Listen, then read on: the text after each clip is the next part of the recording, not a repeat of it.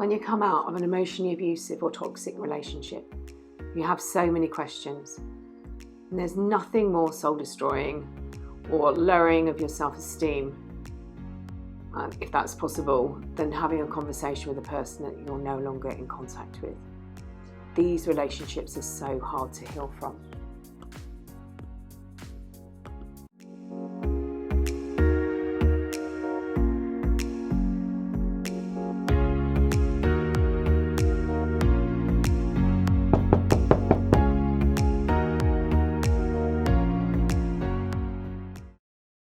Perhaps you're questioning everything, going over the relationship with a fine-tooth comb and wondering what you did wrong.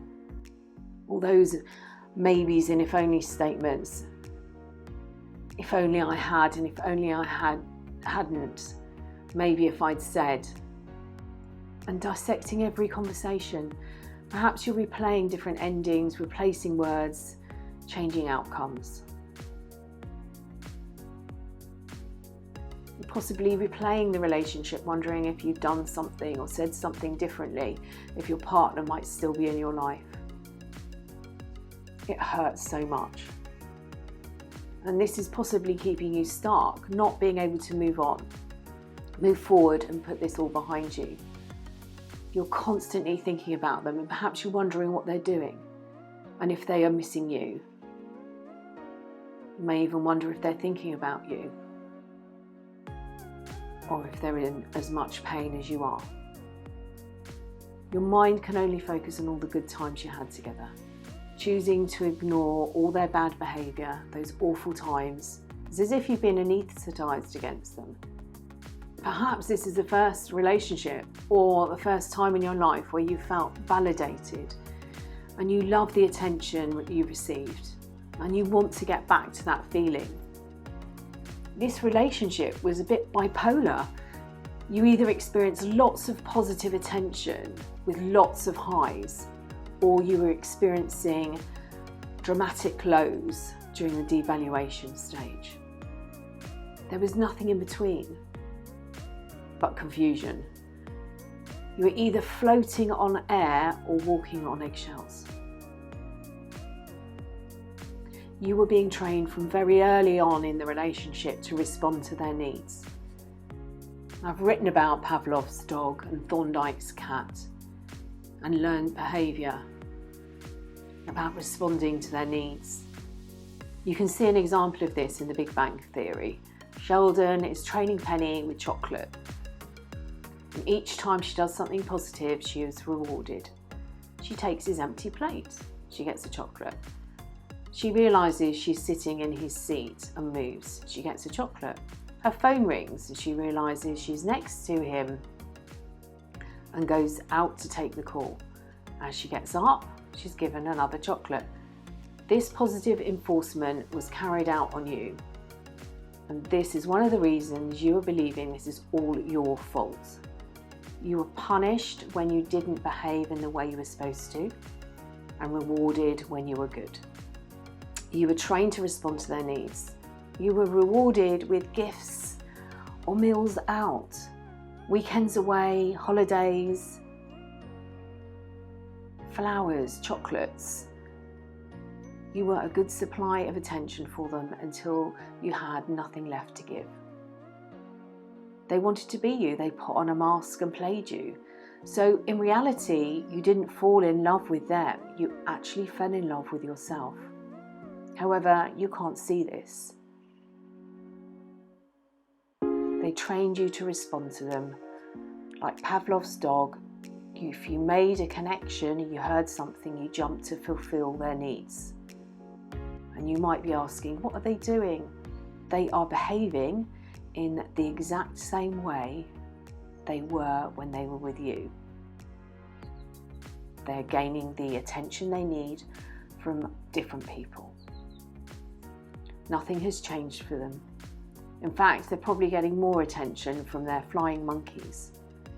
They may be continuing their smear campaign against you, telling a story where they are the victim.